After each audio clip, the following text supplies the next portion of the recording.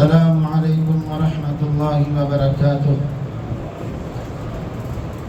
الحمد للہ رب العالمین والصلاة والسلام علی سید الانبیاء والمرسلین وعلی آلہ واصحابہ اجمعین ومن تبعهم بإحسان إلى يوم الدين، اما بعد، قال اللہ تبارک وتعالی فی القرآن المجید والفرقان الحمید، اعوذ باللہ من الشیطان الرجیم، بسم اللہ الرحمن الرحیم، ان عدت الشہور عند اللہ 12 شہرا فی کتاب اللہ یوم خلق السماوات والارض منها 4 حرم ذلك الدین القیم فلا تظلموا فیہن انفسکم وقاتلوا المشرکین کافة كما يقاتلونكم كافة واعلموا ان اللہ مع المتقین۔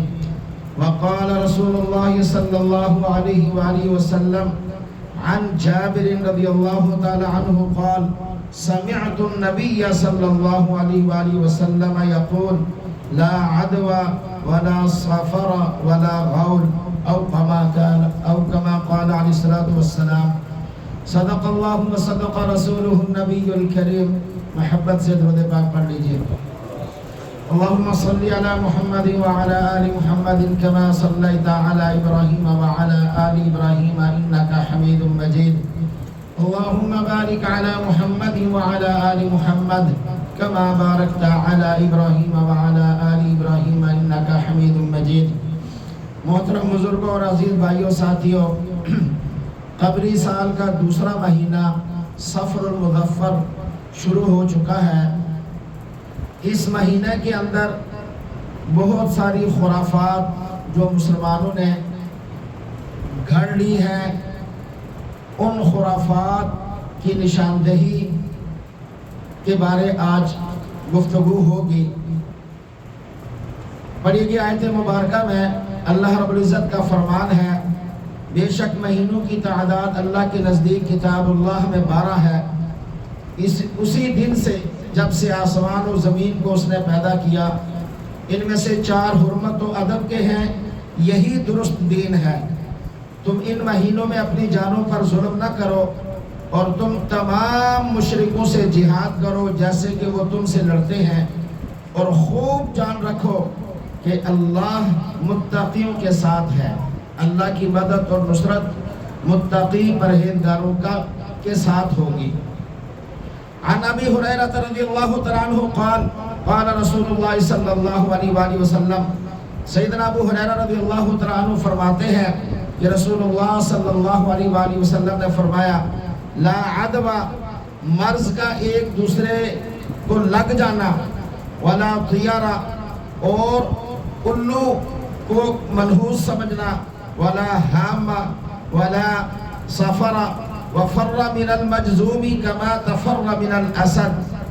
فرمایا کہ مرض کا لگ جانا، الو اور سفر اور نحوست، یہ سب بے حقیقت باتیں ہیں، ان کا شریعت سے کوئی تعلق نہیں، اور ساتھ احتیاطی تدابیر اختیار کرتے ہوئے فرمایا، جذامی یعنی کوڑ کے مریض سے ایسے بھاگو جیسے شیر سے بھاگتے ہو۔ عن جابر رضی اللہ تعالی عنہ سمعت رسول اللہ صلی اللہ علیہ وسلم یقول لا عدوى ولا صفر ولا غول۔ حضرت جابر رضی اللہ عنہ فرماتے ہیں کہ میں نے خود نبی پاک صلی اللہ علیہ وسلم کو یہ فرماتے ہوئے سنا۔ آپ فرما رہے تھے، مرض کا لگ جانا، سفر کا مہینہ اور غول بیابانی، یہ سب بے بنیاد باتیں ہیں، ان کی اسلام میں کوئی حقیقت نہیں ہے۔ عن ابی ہریرہ رضی اللہ عنہ قال قال رسول اللہ صلی اللہ علیہ وسلم لا عدوى ولا حامہ ولا نوء ولا صفر۔ حضرت ابو ہریرہ رضی اللہ عنہ فرماتے ہیں کہ رسول اللہ صلی اللہ علیہ وسلم نے فرمایا کہ مرض کا لگ جانا، الو، ستارہ اور سفر، یہ سب وہم پرستی کی باتیں ہیں، ان میں حقیقت کچھ بھی نہیں۔ اسی طریقے سے رسول اللہ صلی اللہ علیہ وسلم نے فرمایا لیس منا، توجہ طلب بات ہے، فرمایا کہ لیس منا، اس کا میری امت سے کوئی تعلق نہیں، میرے سے اس کا، رسول پاک صلی اللہ علیہ وسلم فرما رہے ہیں کہ میرے سے اس کا کوئی تعلق نہیں۔ کس کا تعلق نہیں؟ من تطیر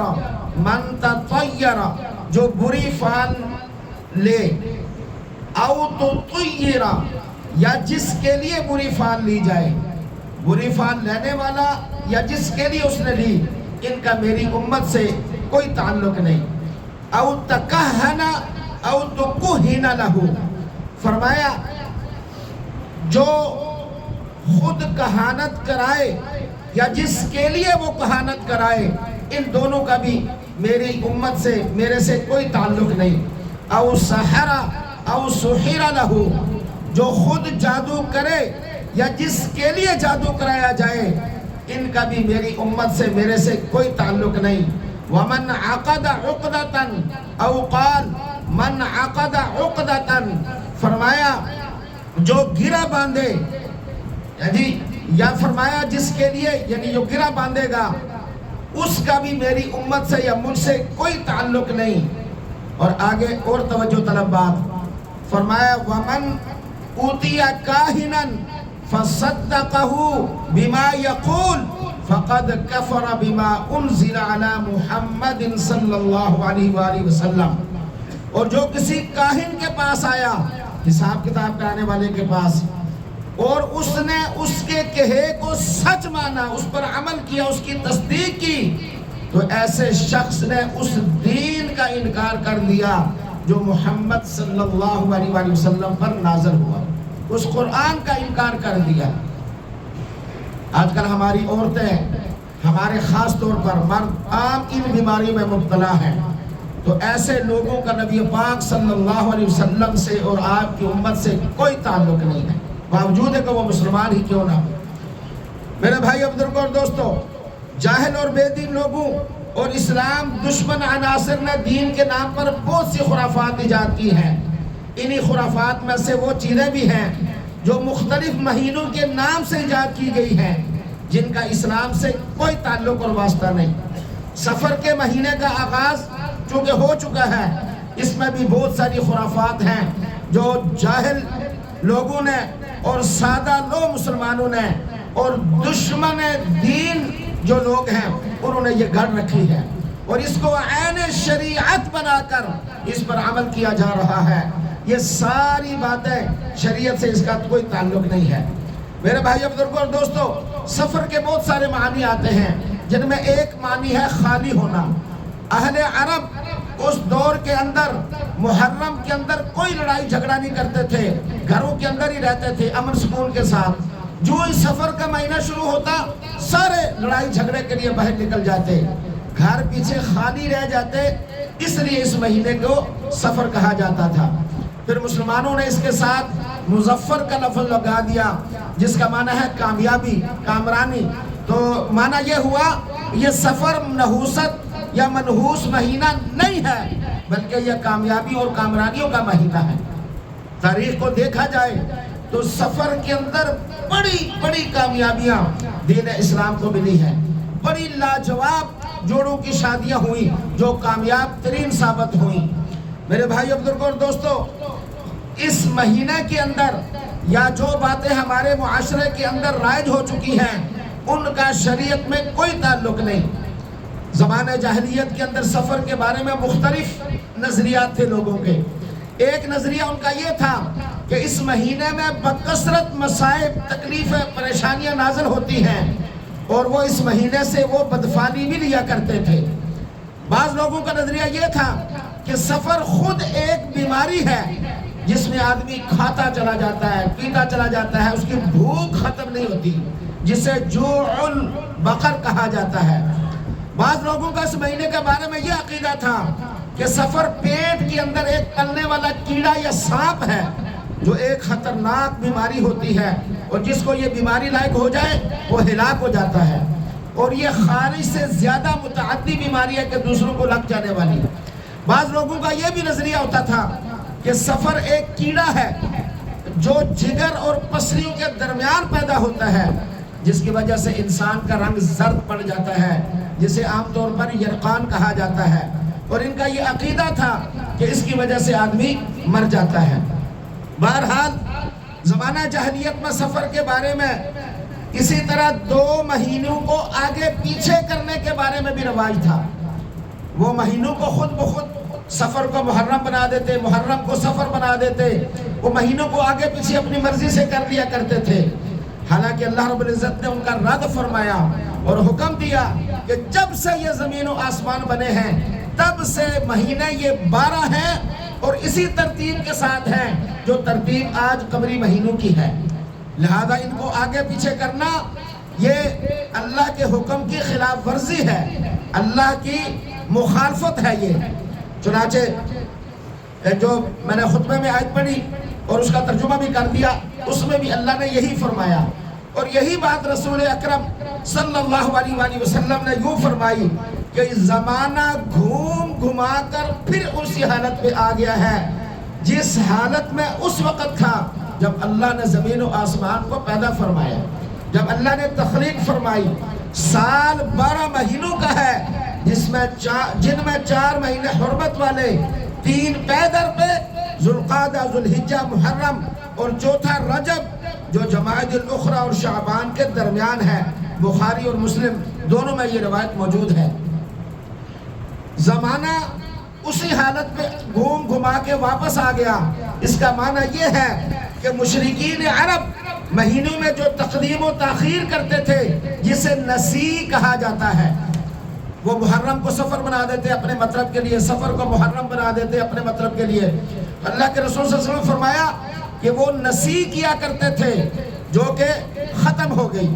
اللہ نے اسے باطل قرار دیا، اور جس کے بارے میں خود اسی آیت کے آگے اللہ نے فرمایا انما النسیء زیادۃ فی الکفر، مہینوں کا آگے پیچھے کر دینا کفر پر مزید زیادتی ہے. ایک تو کفر وہ کر رہے ہیں، اس پر اور زیادتی کر رہے ہیں جو مہینوں کے آگے پیچھے کر رہے ہیں. فرمایا یضل بہ الذین کفروا یحلونہ عاما ویحرمونہ عاما، اس سے وہ لوگ گمراہی میں ڈالے جاتے ہیں جو کافر ہیں. 1 سال تو اسے حلال کر لیتے ہیں اور 1 سال اسی کو حرمت والا کر لیتے ہیں. لیواتئوا عدۃ ما حرم اللہ فیحلوا ما حرم اللہ، کیوں کرتے ہیں وہ؟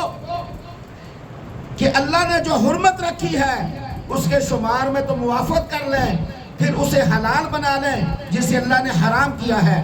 انہیں ان کے برے کام بھلے دکھائی دیے گئے ہیں. زین لہم سوء اعمالہم واللہ لا یہدی القوم الکافرین، اللہ کافر قوم کو ہدایت نہیں نصیب فرماتا.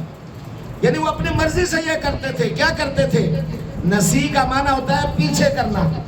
عربوں میں بھی یہ سارے جو 4 حرمت والے مہینے ہیں ان میں قتال، جدال، لوٹ مار، چوری چکاری، یہ سب وہ اس کو ناپسند کرتے تھے ان مہینوں میں. باقی مہینوں میں کرتے تھے، لیکن مسلسل 3 مہینے ان کی حرمت کو ملحوظ رکھتے ہوئے قتل و غارت گری سے اجتناب کرنا ان کے لیے مشکل تھا.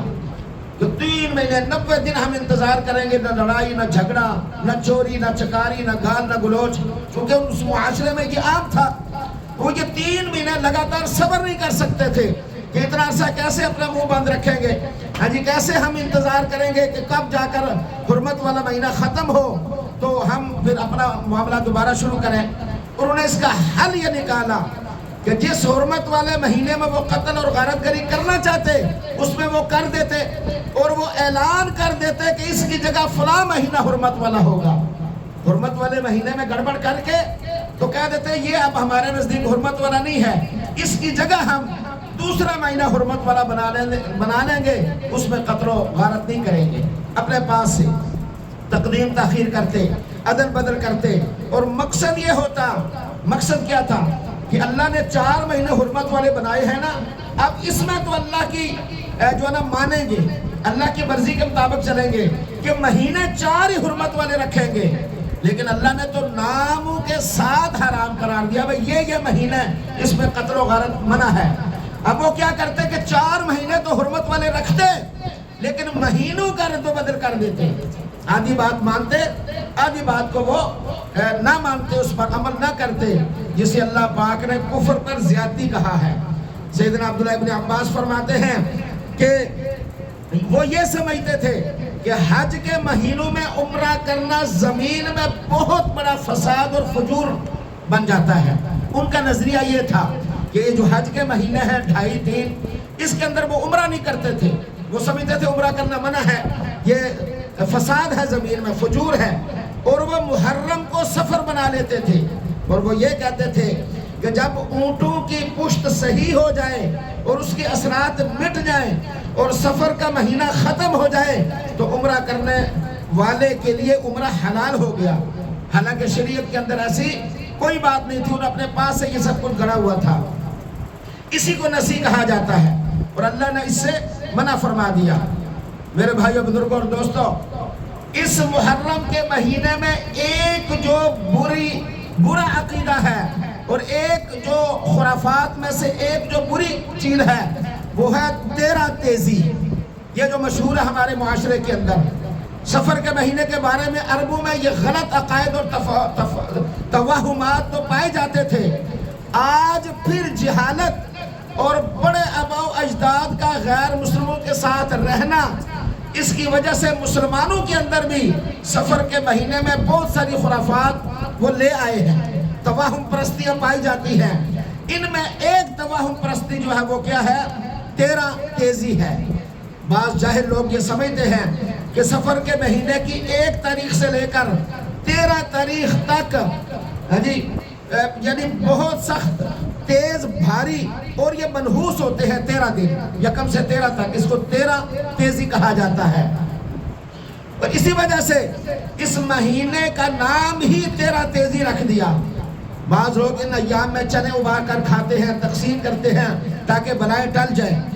بعض جاہلوں نے بلاؤں کی تعداد تک لکھی ہوئی ہے، تو اتنی لاکھ، اتنی کروڑ، پتہ نہیں گن کہاں سے لیتے ہیں، کون سا ان کے پاس کمپیوٹر ہے جو گنتا ہے، وہ کہتے ہیں اتنی بلائیں اترتی ہیں، اس پر پھر وہ صدقہ وغیرہ یہ سارا کچھ کرتے ہیں۔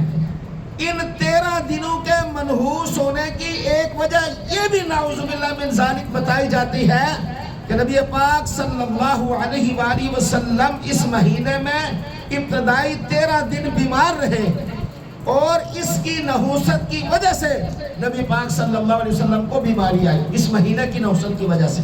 بعض یہ بھی کہتے ہیں، یہ جو بات کہی جاتی ہے اس کے لیے یہ دیکھنا چاہیے کہ آیا حقیقتاً نبی پاک صلی اللہ علیہ وآلہ وسلم ان 13 دنوں میں بیمار ہوئے بھی تھے یا نہیں؟ مشہور یہ ہے، جن کے یہ عقائد ہیں ان کے نزدیک ہم جب تاریخی روایات کو دیکھتے ہیں، حقیقی اور اتھنٹک روایات کو جب ہم دیکھتے ہیں تو پتہ چلتا ہے کہ جس بیماری میں نبی آخر الزمان سرکار دو عالم صلی اللہ علیہ وسلم دنیا سے پردہ فرما گئے وہ 13 دن تک تھی، لیکن وہ 13 دن کون سے تھے؟ اس کے بارے میں راجح اور سب سے زبردست جو قول ہے وہ یہ ہے کہ وہ سفر کا آخری ایام اور ربیع الاول کے ابتدائی ایام تھے۔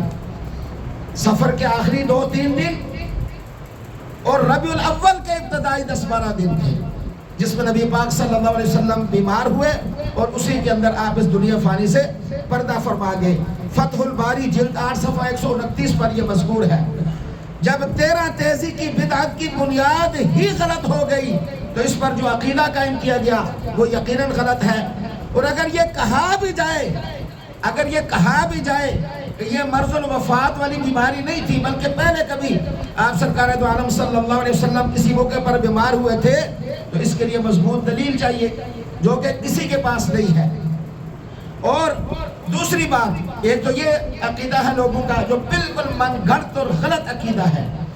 دوسری بات، بڑی عجیب بات تو یہ ہے کہ جس طرح شروع کے 13 دنوں کو منحوس سمجھا جاتا ہے، 13 تیزی کہا جاتا ہے، اس کے برخلاف سفر کے مہینے کے آخری 4 شنبہ کو عید کا دن سمجھا جاتا ہے، خوشی منائی جاتی ہے، لوگ کاموں سے چھٹی لے کر خاندانوں کے ساتھ پارکوں ساحلوں کا چکر لگانے کو دین سمجھتے ہیں، اور اس پر دلیل یہ دی جاتی ہے کہ نبی پاک صلی اللہ علیہ وآلہ وسلم کو آخری 4 شنبہ کو بیماری سے افاقہ ہوا، صحت ملی اور آپ نے غسل صحت فرمایا اور آپ تفریح کے لیے سبزہ پر تشریف لے گئے۔ اس لیے امت کے بعض لوگ جاہل جو ہیں وہ کیا ہے؟ خوشی مناتے ہیں، حالانکہ یہ بھی بالکل غلط اور من گھڑت ہے۔ آپ علیہ السلام تو اس وقت بیمار ہوئے، پھر تو آپ دنیا سے پردہ فرما گئے، اس کے بعد تو آپ صحت مند ہوئے ہی نہیں۔ عجیب نہ سمجھ آنے والی بات، ایک طرف یہ کہا جاتا ہے کہ پہلے 13 دنوں میں بیماری تھی، اور تو بیماری سے افاقہ کا دن وہ 13 تاریخ ہونی چاہیے، نہ کہ آخری چہارشنبہ۔ روایت کے مطابق صحیح جو بات ہے اس سے پتہ چلتا ہے کہ نبی پاک صلی اللہ علیہ وسلم کو مرض الوفات میں افاقہ ہوا ہی نہیں جب آپ بیمار ہوئے تھے۔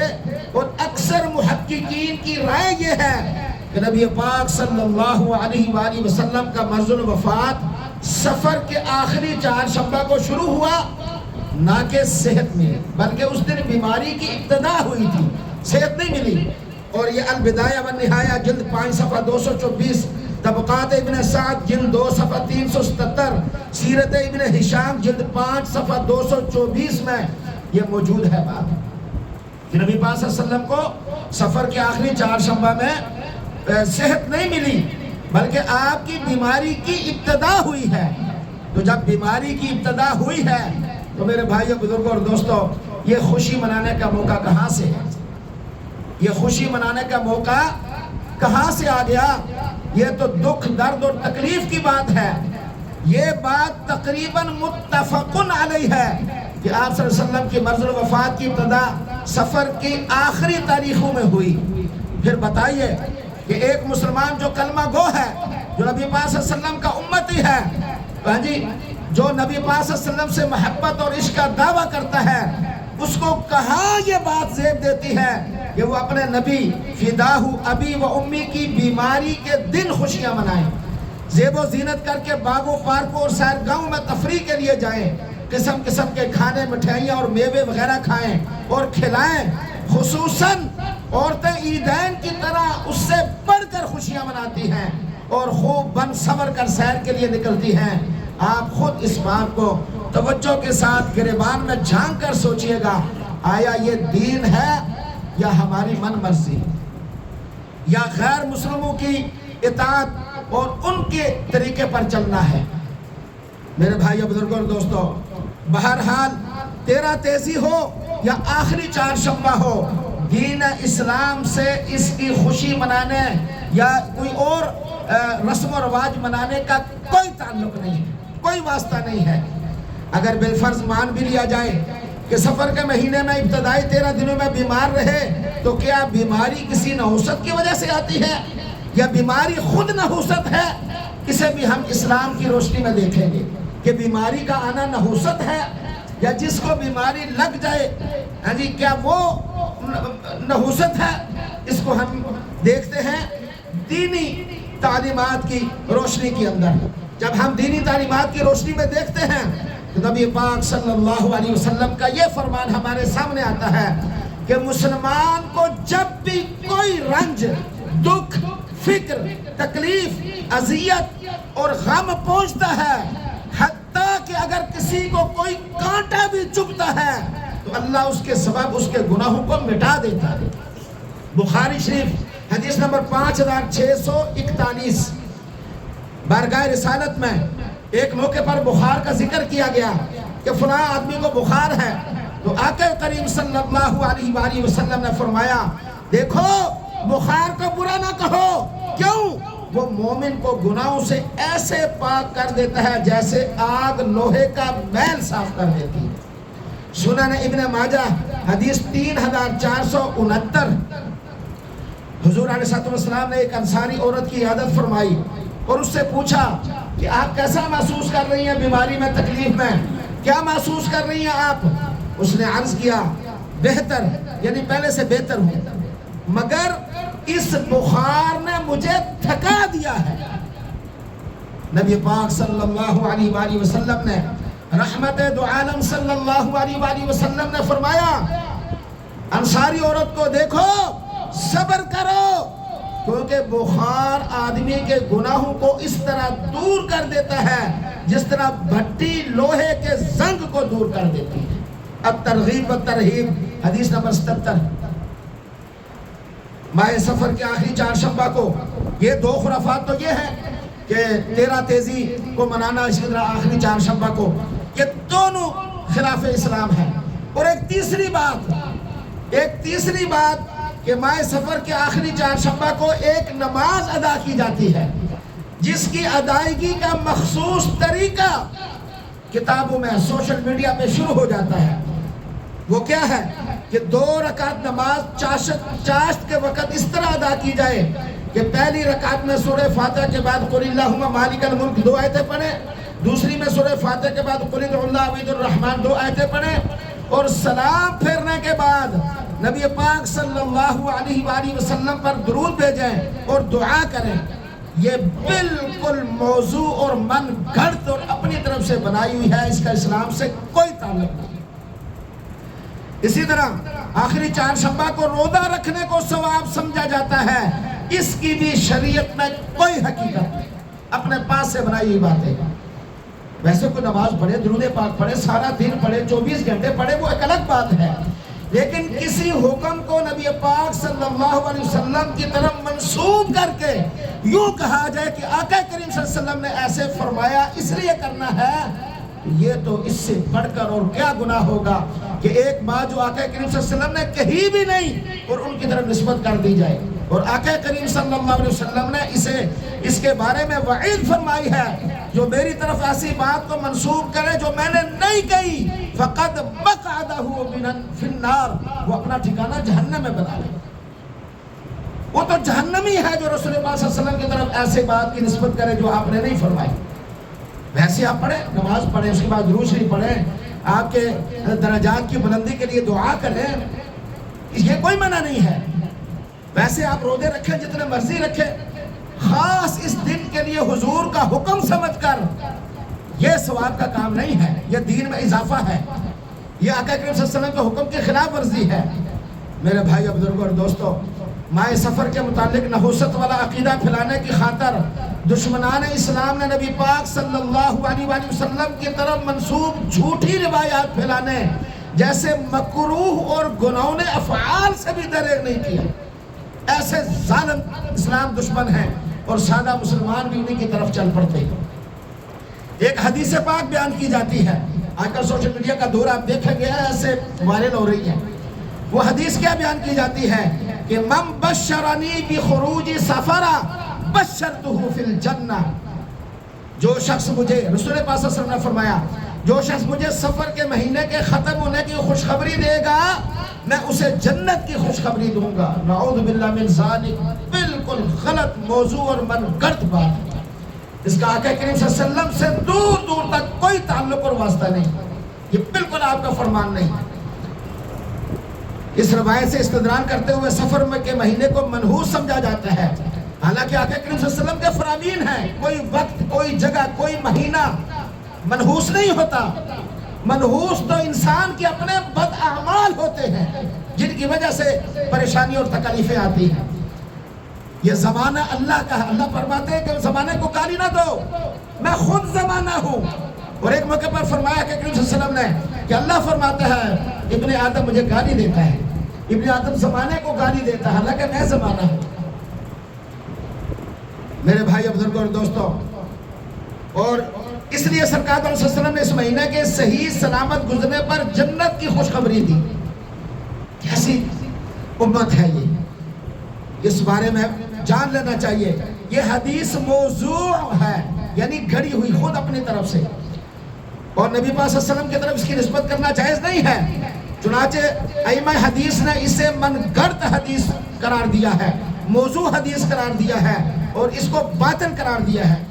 ملا علی قاری رحمہ اللہ، علامہ عجلونی رحمہ اللہ، علامہ شوکانی، علامہ طاہر پٹنی رحمہ اللہ، ان سب نے اسے موضوع اور من گھڑت قرار دیا ہے کہ اس کا حقیقت سے کوئی تعلق نہیں ہے۔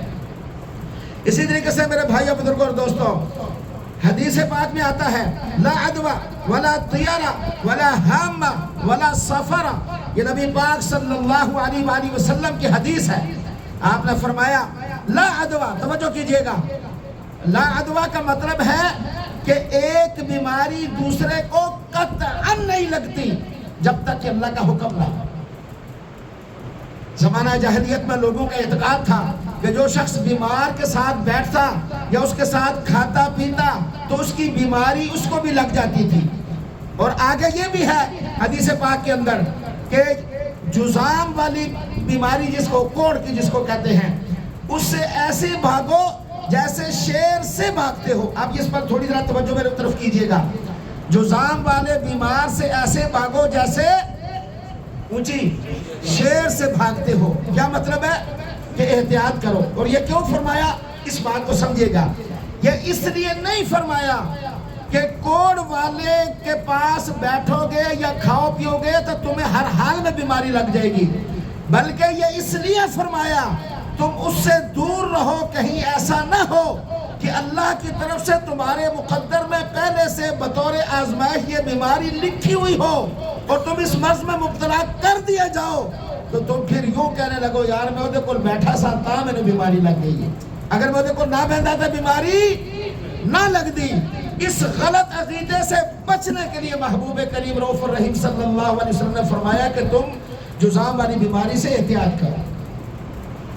رسول پاک صلی اللہ علیہ وسلم سے کسی نے پوچھا کہ یا رسول اللہ صلی اللہ علیہ وسلم فلاں اونٹ کو وہ خارش لگ گئی ہے تو اسے باقی اونٹوں سے جدا رکھیں کہیں باقی انہوں نے لگ جائے.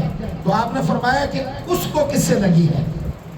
وہ جو پہلے کو لگی اس کو کس سے لگی ہے؟ تو جو ذات اس کو لگانے پہ قادر ہے تو باقیوں کو نہیں لگ سکتی. نبی پاک صلی اللہ علیہ وسلم کے اپنے اعمال میں سے 2 عمل. ایک موقع پر آقا کریم صلی اللہ علیہ وسلم نے جزام کی بیماری میں مبتلا، کوڑ کی بیماری میں مبتلا شخص کو اپنے پاس بٹھا کر اپنی کٹوری کولی پلیٹ میں اپنے ساتھ کھانا کھلایا. اور ایک موقع پر ایک وفد آیا نبی پاک صلی اللہ علیہ وسلم سے بیعت کرنے کے لیے، اس میں ایک جزام کی بیماری والا شخص تھا. آپ نے اسے اپنے پاس آنے سے روکا اور اس کو دور سے ہی کہا کہ تم سے بیعت ہو گئی یا تم پاس نہ آنا. پہلی جو بات بتائی اس کے اندر آقا کریم صلی اللہ علیہ وسلم نے یہ بتایا کہ جن کا کامل بھروسہ اللہ کی ذات پر ہو انہیں یہ بیماریاں نہیں لگتی کسی سے. جن کا کامل بھروسہ اور یقین کس پر ہو؟ اللہ کی ذات پر ہو تو انہیں کبھی بھی یہ متعدی ہونے والی بیماریاں نہیں لگتی. دوسری بات کے اندر جزام والے کو اپنے پاس نہ آنے دینا ان ہمارے جیسے کمزور ایمان والوں کو بتا دیا بھائی اگر تمہارا بھروسہ اللہ پر کامل نہیں ہے تو تم احتیاط کر لینا. تم کیا کرنا؟ کیونکہ آپ سرکار دو عالم صلی اللہ علیہ وسلم رحمت للعالمین ہیں. آپ نے کامل بھروسے والوں کو بھی عمل کر کے دکھا دیا اور ہمارے جیسے ناقص ایمان والوں کو بھی عمل کر کے دکھا دیا کہ جس پر کامل یقین ہو اس کے لیے پکی بات یہ ہے کہ بیماری کوئی بھی متعدی نہیں ہوتی اللہ کے حکم کے بغیر. اور جو اس کا ایمان کمزور ہے وہ بڑی احتیاط کر لے، کل کو اللہ پر شکوے نہ کرے یا اس آدمی کو کوسے نہ اور یار تو خارج دی بیماری سے کھنگڑا سے تیرے جراثیم میرے تک آگے نہیں یار تو میرے تے ظلم کیتا ہے. اس آدمی کو بھی احتیاط کہہ دیا یار تو بھی بعد میں گلے شکوے کرنے سے بہتر ہے کہ تو احتیاط کر لیا کر. میرے بھائیو بزرگوں اور دوستو، وَلَا طِيَرَ بدفعلی بدشگونی کی کوئی حقیقت نہیں.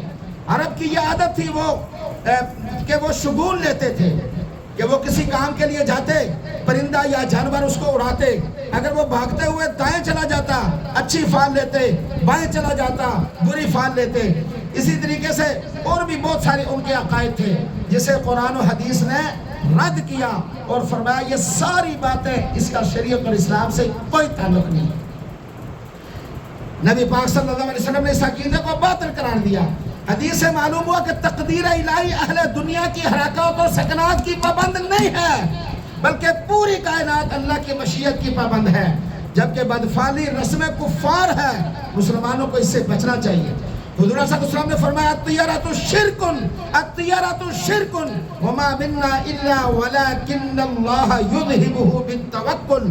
بدفعلی شرک ہے، بدفعلی شرک ہے اور ہم میں سے کوئی بھی ایسا نہیں ہے جسے بتقاضۂ بشریت ایسا وہم نہ ہوتا ہو مگر اللہ رب العزت توکل کی وجہ سے اس کو ہم سے رفع فرما دیتا ہے. حدیث میں آتا ہے جو شخص اپنے کسی کام کے لیے بدفعلی کی بنا پر رک گیا اس نے شرک کیا. صحابہ کرام علیہ رضوان نے پوچھا یا رسول اللہ اس کا کوئی کفارہ بھی ہے؟ یہ جو ہم نے شرک غلطی سے کر لیا اس کا کفارہ، تو آپ نے فرمایا کہ آپ یوں دعا کیا کریں، اللہم لا خیر الا خیرک ولا طیر الا طیرک ولا الہ غیرک، یا اللہ تیری بلائی کے علاوہ کوئی بلائی نہیں، تیرے شگون کے علاوہ کوئی شگون نہیں، اور تیرے سوا کوئی معبود نہیں. یہ دعا پڑھ لیا کریں، اللہ مہربانی فرمائے گا. شریعت نے بدفعلی اور بدشگونی سے منع فرمایا، ہاں نیک فعل کی اجازت دی ہے. نبی پاک صلی اللہ علیہ وسلم نیک فعل اس کو پسند کرتے تھے. اسلام میں بدفعلی اور بدشگونی نہیں ہے، نیک فعل اچھی چیز ہے. صحابہ نے پوچھا نیک فعل کیا ہے؟ فرمایا اچھا اور پاکیزہ کلام جو کسی سے سنا. نبی پاک صلی اللہ علیہ وسلم نے فرمایا اچھے فعل کو پسند کرتے تھے، بدفعلی اور بدشگونی کو پسند نہیں کرتے تھے. تیسری چیز حامہ ایک جانور کا نام ہے. اہل عرب میں یہ باطل نظریہ تھا، یہ جانور میت کی ہڈیوں سے پیدا ہوتا ہے جو اڑتا ہے. اس کے ساتھ یہ بھی کہتے تھے کہ مقتول کے سر سے ایک جانور باہر نکلتا ہے، اس کا نام حامہ ہے. وہ ہمیشہ فریاد کرتا ہے کہ مجھ کو پانی دو، یہاں تک کہ اس کا مارنے والا مارا جاتا ہے. ورنہ سفر کے مہینے کو منحوس سمجھنا شرعاً اس کی کوئی حقیقت نہیں. یہ برکتوں رحمتوں عافیتوں والا ہے. اس میں بچوں کی شادیاں کروائیں، اپنے کاروبار کا آغاز کریں، کچھ بھی کریں، اس کی نحوست کا کوئی تعلق نہیں ہے. اسی طرح ایک روایت میں آتا ولا نو انواع کی جمع ہے، جس کا معنی ہوتا ہے قمر کی منزلیں، چاند کی منزلیں. وہ 28 منزلیں ہیں، یعنی وہ راتیں جن میں چاند کے مکمل ہونے کے ارتقائی مراحل اور پھر بتدریج تنزلی کے مراحل، حتیٰ کہ چاند 28ویں شب میں مکمل غروب ہو جاتا ہے. اہل عرب کا خیال تھا کہ چاند کی بڑھتی اور گھٹتی عمر کی منزلیں بارش آنے کا سبب بنتی ہیں. نبی پاک صلی اللہ علیہ وسلم نے اس عقیدے کو غلط قرار دیا. فرمایا بارش کا نازل ہونا یہ بتقدیر الہی ہوتا ہے، نہ کہ چاند کی منزلوں سے اس کا کوئی تعلق ہے. اسلام کا بنیادی عقیدہ توحید ہے. توجہ سے سنی آخری بات، اسلام کا بنیادی عقیدہ توحید ہے. اسی طرح الو کے بارے میں کہا جاتا ہے منحوس ہے، قطعاً وہ منحوس نہیں ہے. جب ایمان مضبوط ہوتا ہے انسان اوہام پرستی بدشگونی بدفعلی نہیں کرتا. جیسے بھی حالات آ جائیں وہ یہی کہتا ہے قل اے محبوب پاک صلی اللہ علیہ وسلم اعلان کر دیجئے اپنی امت کے درمیان، کل من عند اللہ، کوئی اچھی آئے بری آئے سب کس کی طرف سے ہے؟ اللہ کی طرف سے. یہ مصائب اللہ کی طرف سے، یہ خوشیاں اللہ کی طرف سے، یہ سہولتیں اللہ کی طرف سے، یہ پریشانی اللہ کی طرف سے. خوشی ملنے پر شکر، غمی ملنے پر صبر، یہ مسلمان کی شان ہے. خوشی ملے غمی ملے سب کس کی طرف سے ہے؟ اللہ کی طرف سے ہے. میرے بھائی بزرگوں اور دوستوں، یہ مسلمان کتنا کمزور ہے. بلی راستہ کاٹ جائے یہ پریشان ہو جاتا ہے. اور خدا کے بندے، بلی نے اپنے راستے پہ جانا ہی جانا ہوتا ہے. وہ کیا راستہ کاٹے گی تمہارا؟ تو مسلمان ہے. وَعَلَى اللَّهِ فَلْيَتَوَكَّلِ الْمُؤْمِنُونَ، ایمان والوں کو چاہیے وہ اپنے رب پر بھروسہ کرے. بلی راستہ کاٹ جائے تمہارا کیا بگاڑتی ہے بیچاری؟ واپس آ جاتے ہیں، سفر پر جا رہے ہوتے ہیں، بلی حق سے واپس آ جائے. اس نے بیچاری نے جانا ہے وہ کدھر سے جائے، آسمان سے گزرے یا زمین کے نیچے سے گزرے، کہاں سے گزرے. اسی طریقے سے چند باتیں میں عرض کر دیتا ہوں جو آج کل ہمارے معاشرے میں پائی جاتی ہے. اللہ ہمیں ان کی سمجھ دے، توفیق دے، قرآن و سنت کو پڑھنے کی سننے کی توفیق دے. بائیں آنکھ پھڑکنے سے مال کا ملنا، یا پھڑک کے تھک جاندی ہے، شام تک انتظار رہا ککھ نہیں ملے. آپ میں سے کسی کو ملا ہو تو بتائیں کتنی دفعہ پھڑکی ہے؟ کوئی نہیں ملے. رات کے وقت جھاڑو لگانا، اس سے غریبی آتی ہے، اس کا شریعت سے کوئی تعلق نہیں. 24 گھنٹے جب چاہے آپ جھاڑو لگائیں. ہتھیلی میں خارش ہونے سے مال ملنا کوئی حیثیت نہیں ہے. ہچکی آنے سے یہ سمجھنا کہ کوئی یاد کر رہا ہے، کوئی نہیں یاد کرتا. گھر پر کوا بولے سمجھنا مہمان آنا ہے. اتفاقاً آ جائے تو وہ الگ بات ہے، کوے کے بولنے سے نہیں آئے گا. الو بولے تو سمجھنا کہ نقصان ہونے والا ہے، قطعاً اس کا شریعت سے کوئی تعلق نہیں. اتفاقی معاملہ الگ ہوتا ہے. بچوں کو نظر بد سے بچانے کے لیے ہاتھ میں پیر میں مختلف رنگوں کے دھاگے باندھنا، اس کی کوئی شرعی حقیقت نہیں ہے. ہاں نظر بد سے بچانے کے لیے آپ قرآنی آیات ڈال سکتے ہیں، یہ شریعت میں ہے. منظر ایک ملتی ہے چھوٹا سا پیج، وہ آپ ڈال لیں بچوں کو نظر بد سے بچانے کے لیے. یہ نبی پاک صلی اللہ علیہ وسلم جو دعا فرمایا کرتے تھے ہاں جی وہ دعا آپ صبح شام پڑھ کر بچوں کا پھونکیں، یہ شریعت کے مطابق ہے. باقی وہ دھاگے باندھ رہا، صرف دھاگا مختلف رنگوں کے، اس کی شرم کوئی نہیں. نظر بد سے بچنے کے لیے بچے کے چہرے پر کالا نشان لگانا، ٹیکا لگا دیا نا ماما بڑا سونا لگ رہا ہے، کوئی شرعی حقیقت نہیں ہے. منگل کا دن بال اور ناخن نکالنے کو معیوب سمجھنا، کوئی شرعی حیثیت نہیں ہے. نئی بہو کے آنے کے بعد گھر میں اگر خدا نہ خواستہ کسی کا انتقال ہو جائے تو اس کو منحوس سمجھنا بہت بڑا ظلم اور زیادتی ہے. چلا اپنے وقت پرانے پہ مرا ہے. اور سب سے بڑا آج کل جو امام ضامن کا باندھنا، یہ اہل روافظ کا طریقہ ہے. وہ اپنے ہاتھوں پر باندھتے ہیں اور یہ سمجھتے ہیں کہ اس سے حفاظت ہوگی اور امام ضامن ان کی حفاظت کرے گا. یہ بالکل صریح شرک ہے، صریح شرک ہے. کہ اللہ پر بھروسہ ہی نہیں، وہ باندھ رہا کہ یہ کیا حفاظت کرتا ہے. حفاظت کرنے والی فَاللَّهُ خَيْرٌ حَافِظًا وَهُوَ أَرْحَمُ الرَّاحِمِينَ. اللہ سب سے بہترین محافظ ہے، اس سے بڑھ کر تو کوئی محافظ ہے ہی نہیں. ہے تو کرسی پڑھ کے گھر سے نکلیں، دعاؤں کا انتظام کریں. جو دعائیں رسول پاک صلی اللہ علیہ وسلم نے صبح و شام حفاظت کی مانگی ہیں وہ پڑھ کر دیکھیں. اب وہ وقت نہیں ہے میں آپ کو بتاؤں. اسی طرح میرے بھائی بزرگوں اور دوستوں، بہت سی جاہلانہ باتیں لوگوں کے درمیان مشہور ہیں. خواتین میں ایسی باتیں زیادہ مشہور ہوتی ہیں، صحیح علم نہ ہونے کی وجہ سے بڑھتی چلی جاتی ہیں. لوگ اسی کو دین سمجھنے لگتے ہیں. میرے بھائیوں، دین کیا ہے؟ دین وہ ہے جو اللہ نے اپنے محبوب کریم صلی اللہ علیہ وآلہ وسلم کے دل پر نازل فرمایا اور آپ کے ذریعے سے صحابہ اکرام علیہم رضوان نے ہم تک پہنچایا. دین صرف اور صرف وہی ہے، اس کے علاوہ کوئی دین نہیں ہے. اللہ میں سچے دین پر کامل عمل کی توفیق نصیب فرمائے. سنت ادا کرنا.